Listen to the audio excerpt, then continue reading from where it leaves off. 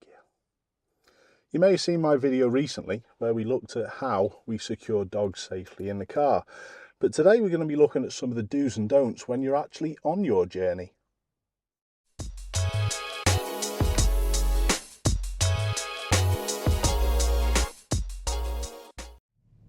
Good girl. Good girl. Good girl. Sit down.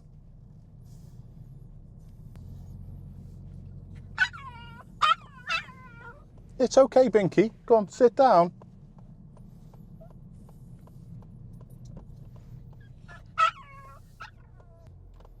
You all right, Binky? Good girl. The first do is an obvious one, and it's what I went into deep. Be quiet. Stop barking. Stop barking. Sit down. Good girl. Sit down. Sit down, Binky. Good girl. Good girl. Sit down. We ain't doing this, are we?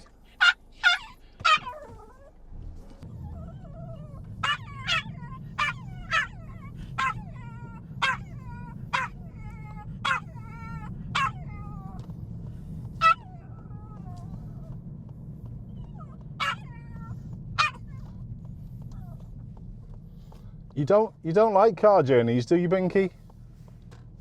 You don't, do you? It's all right, we're going home now. We're going home now. It's all right, stay there. Stay there, Binky. Stay there.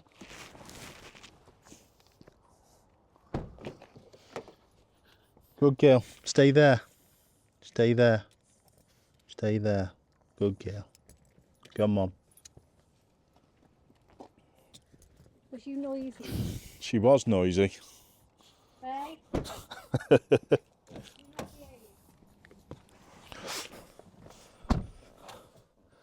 Take two.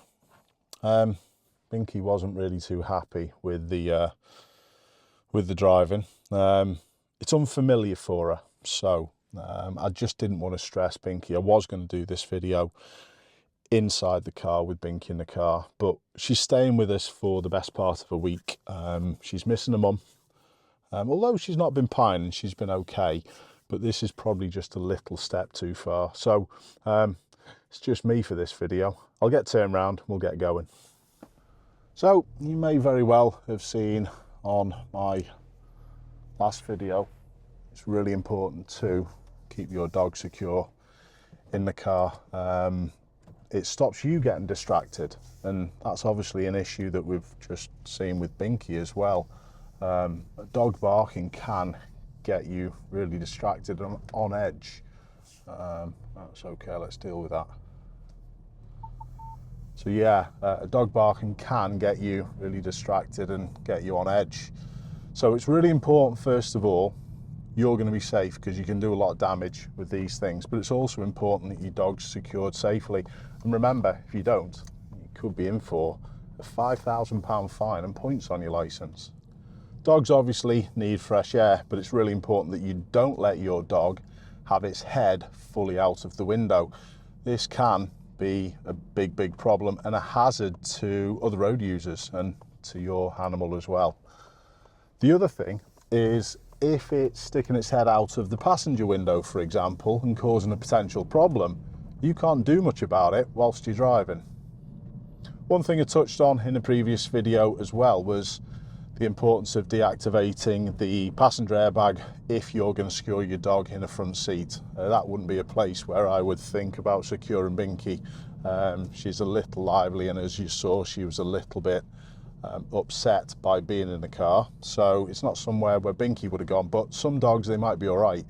If you do, it's really important, deactivate that airbag, move the seat back a little bit so they've got a little bit of extra space. And it also shows that anyone who has their dog on their knee in this front passenger seat, that can't be safe, because you yourself will need the airbag, but the dog is definitely a danger. Don't feed your dog before a long journey. A couple of bits of advice that I've found online is say at least 2 hours. Your dog can get a little bit travel sick, and they can have an upset stomach, and that's not something that you want in the car. That would obviously cause a distraction. If they do suffer with travel sickness, the dog, don't forget vets can prescribe some medication that can also help with this.